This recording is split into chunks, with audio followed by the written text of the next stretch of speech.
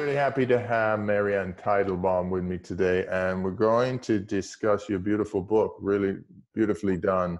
It's called Healing the Thyroid with Ayurveda. And thanks for joining me, by the way. I know Thanks for having me. You're on a busy schedule. Yes. But first thing I really wanted to ask was, what is the thyroid? Because I don't think many people, they kind of know it's in this region. They don't really know what it is and what it does.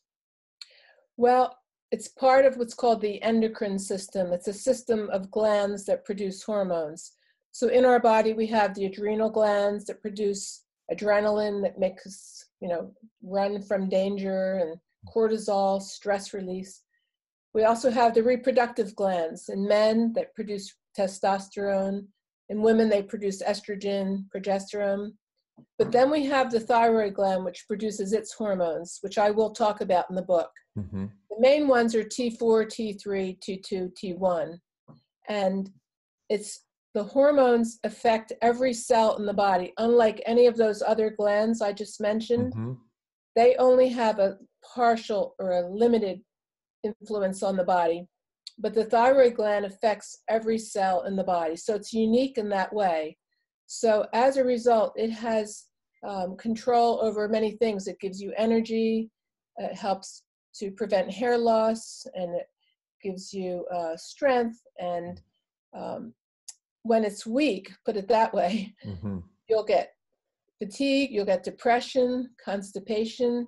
You could have skipped menstrual cycles, you can have miscarriages, many, many problems, because again, the thyroid controls many, many areas of the body. Wow. See, I don't think, to me, I have a lot of clients and they talk about, the doctor told me my thyroid gland is weak or it's overreacting. But one of the things interesting is they don't know a lot about their thyroid. They just know what the doctor kind of told them. So I want to kind of educate them a little bit here. And it's great what you said, because once people know where it is and what it does, they can sort of relate to it better rather than sort of going to a doctor and they say, well, it does this and it does that.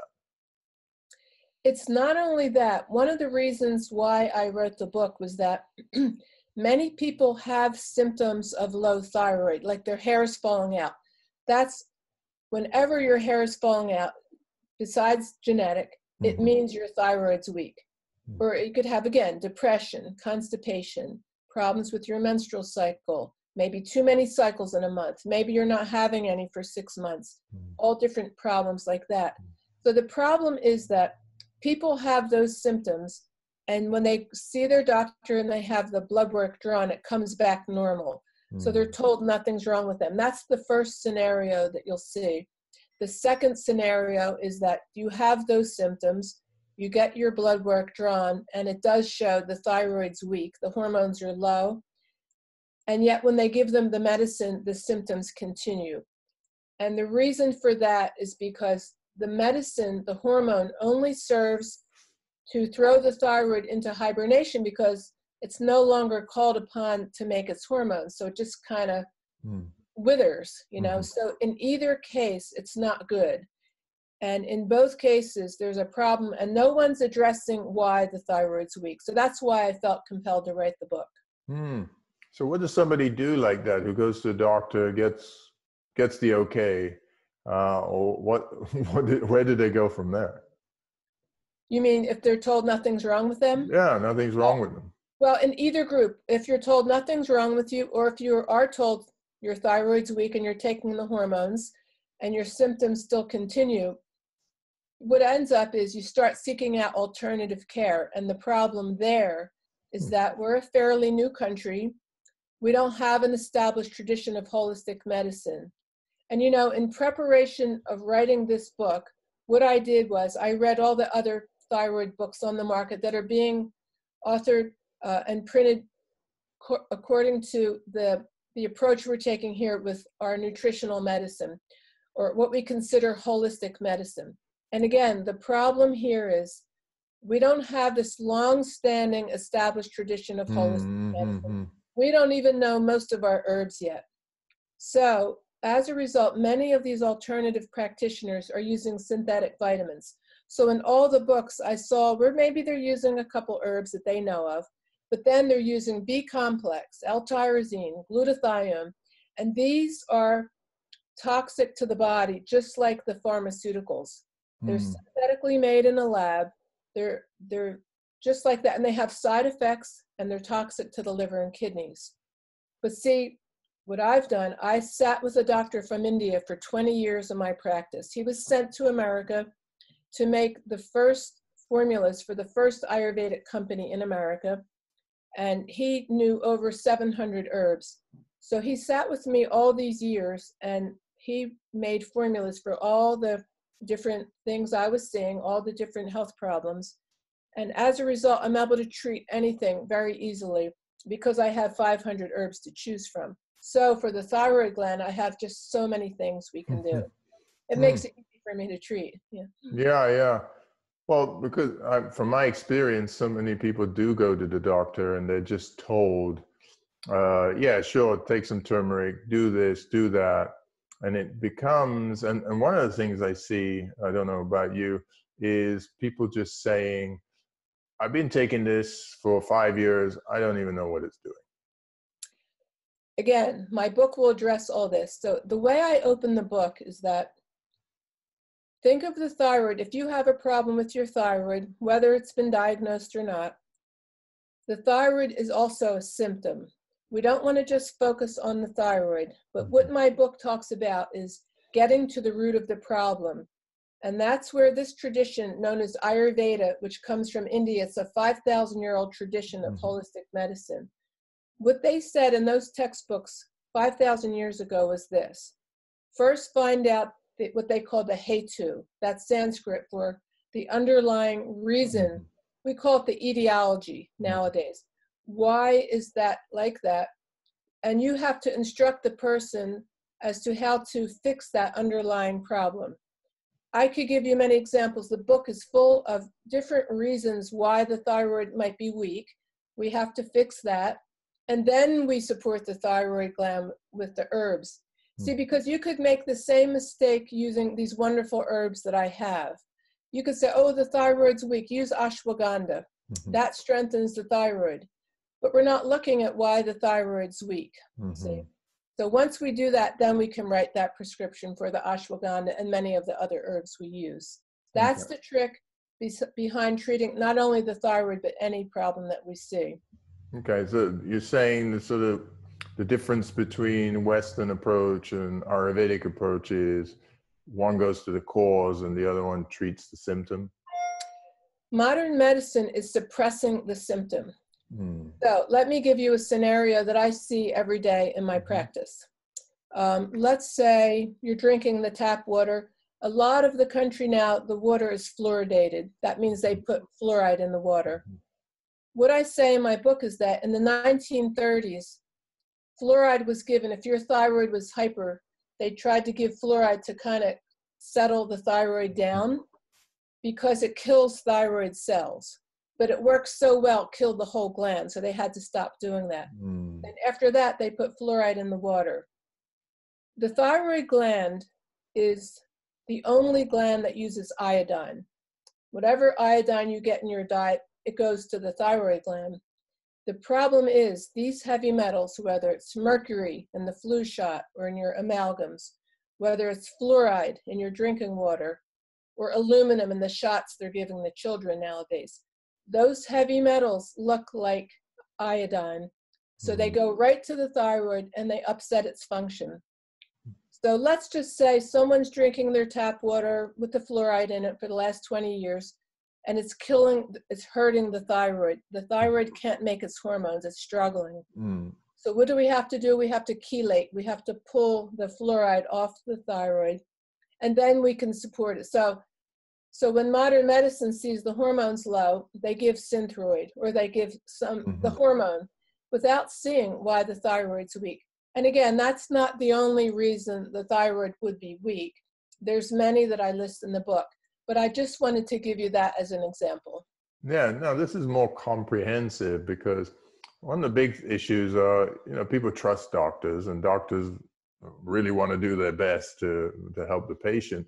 But in this scenario, I guess the training is a little bit backward, because if we need to do a little research on why the person is struggling or their thyroid is struggling, rather than what the symptom is. That's right. Yeah, that's right. So how does somebody go about, we're very solution based here, so how does somebody who goes to the doctor, do they have to do some research themselves if their doctor doesn't know much about this, or they go to, there's only so many people like you around for people to have access to? That's true. Ayurveda is relatively new in the United States. There are doctors all around the country, but if they couldn't find one, they could just read the book. And in the book, it teaches you all these things, how to support the thyroid, some of the common reasons why it might be weak, how to eat correctly, and that. But the way we diagnose in Ayurveda is that the doctors are trained in very advanced pulse diagnosis. And in the very beginning of the book, I show what exactly it is we feel in the pulse, because no one has done that so far in the books I've read on Ayurveda. I wanted to show first why we're able to pick up a thyroid problem many years before it'll show up in the blood work. So those patients who were told nothing's wrong with them, they can receive proper treatment. So the way the ancient doctors described it was that we go through 6 stages of a disease process as we work our way towards a disease you could name. In the first 2 stages, there could be some imbalances, but there's no symptoms yet of anything. If you let these things continue on in the 3rd and 4th stage, you'll have symptoms. And then if you let them continue more in the 5th and 6th stage, you'll come down with a disease you could diagnose. So one of the other problems with modern medicine is that doctors are trained to diagnose and treat disease. So all their methods of diagnosis are looking for disease. So if you haven't progressed that far down that path to where they can pick it up on blood work or some other test, then many people, not just with thyroid, are told, you have these symptoms, but we don't see anything. I think you're okay. So according to them, you're either well or you have a disease. But according to Ayurveda, there's many stages along the way. And that's why Ayurveda could pick up things before the doctors can. So, but doctors are trained in pulse diagnosis. So if they could find someone, you can feel things like heavy metals, you could feel the organs and glands, the liver.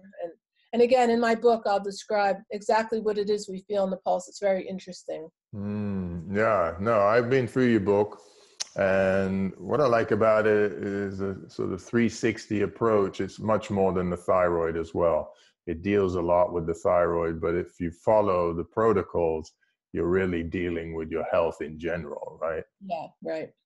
Yeah. Let's say too, even if you didn't have an Ayurvedic doctor to see, if you just follow those guidelines, let's say you didn't know if you had fluoride on your thyroid, but when I mention these things like the fluoride in the water, don't drink that water anymore. And then you can take some of the herbs I list in there and see if it perks back up. You can still try to fix your own, even if you can't find someone to help you. So if somebody, let's say, is being diagnosed with hypothyroidism, they go into the book, what do they do? Just start at the beginning. Don't skip through the chapters, because I kind of unfold the knowledge sequentially. But what I open with first is that behind the scenes of these organs and glands that we can touch and feel and examine, there are these kind of like directors in a movie or a play. The ancient doctors called them Vata, Pitta, and Kapha. They're controlling all aspects of our body. And what we find with lots of problems with the thyroid, the Vata is out of control. So in the book, I go into detail what Vata, Pitta, Kapha mean, what would cause the Vata to go high, and what you can do in your diet, daily routine, bedtime to bring it down to normal. Just in a nutshell, because the book goes into much more detail about it. Vata is that element of movement. So if we want some movement through the day, but we don't want so much where we're hyper and we're running around in that fight or flight mode all day. That's the way we would describe it in the West. In Ayurveda, we would say high Vata, too much activity. The thyroid gland's very delicate. It's like a delicate little flower. And with all that activity, it just wilts and it can't work. So that's one of the most common reasons that we'll see the person's kind of hyper, they're type A personality, they're rushing through the day, and the gland just tanks. So I tell them, unless you learn how to balance that vata and pace yourself through the day, get enough rest, go to bed early, eat very nourishing, warm cooked foods, and show them all the ways to balance the vata.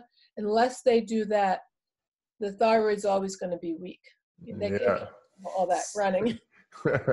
Like you're on a treadmill all day. You know? Sure, yeah. No, I was reading like here, stress, excess travel, radiation, viruses, infections, emotional state, all of that is affecting the thyroid.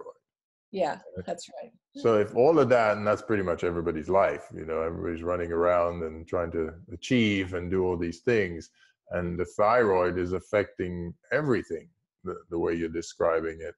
So everything people are doing is affecting the thyroid, basically. Back and forth. The thyroid affects everything, and everything can weaken the thyroid. And it's not as hard as it sounds. They're all common sense things. If you're tired, go to sleep. Don't push and stay up late. Then the next day, the gland will be exhausted. The ancient doctor said, don't go to bed past 10 o'clock at night. The glands need some rest after that. So now that you know that, just make that little change. So they're all changes, I think, that are easy enough to make. I know I'm very busy. I run a very busy practice. I'm writing the book. I'm promoting it around the country and lecturing. But I pace myself, and I make sure that as I'm doing that, I don't rush.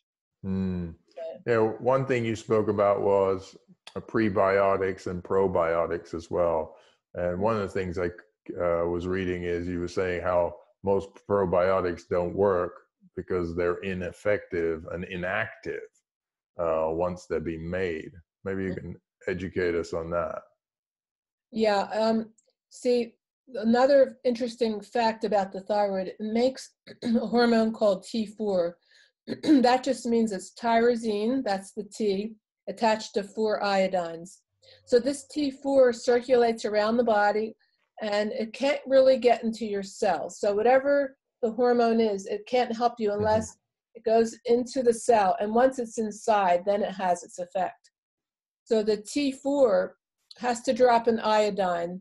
So when a signal is sent that we need more thyroid hormone, then the T4 drops and becomes T3.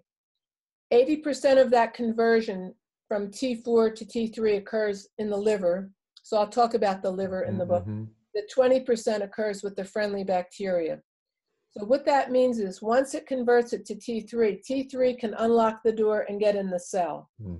See? So in many of us, we've all taken antibiotics, birth control pills in women, proton pump inhibitors. These are like those acid reflux medicines like Nexium, Prilosec, Omeprazole, flu shots. As soon as you get one immunization, it wipes out that friendly bacteria, just like antibiotics wipe out the good bacteria with the bad. So I'll list all the reasons why our friendly bacteria might be depleted. But in the first 8 years of my practice, I have a way of testing that friendly bacteria. And it was depleted in everyone just about that I saw.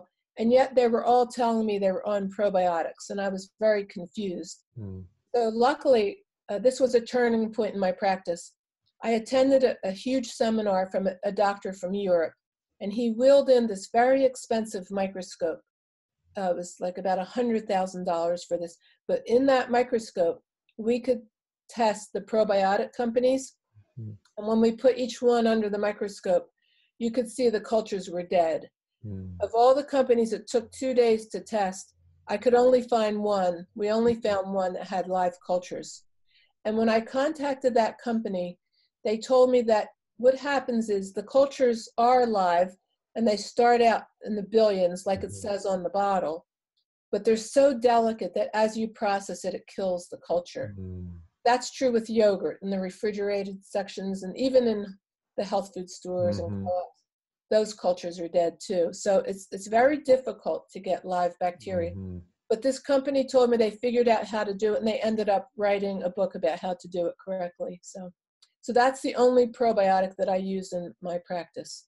Oh, great. What's the company? It's called ProTren, and in my book I'll list, how to get that and their telephone number, where they're Great. located. Yeah. Great. Look, we could go on for hours on this subject. I know it's a huge subject in Ayurveda, it is as well. And but I'm going to leave everybody with that so they can buy your book, get into this. This is Healing the Thyroid with Ayurveda. And thanks so much for joining me. I know a lot of people are going to get in touch with you because this is a big issue. And I think a lot of people, you'll be able to get people out of their confusion of what the thyroid does and how to heal it. So thanks so much for joining me. Thanks for having me. Okay, take care. You too.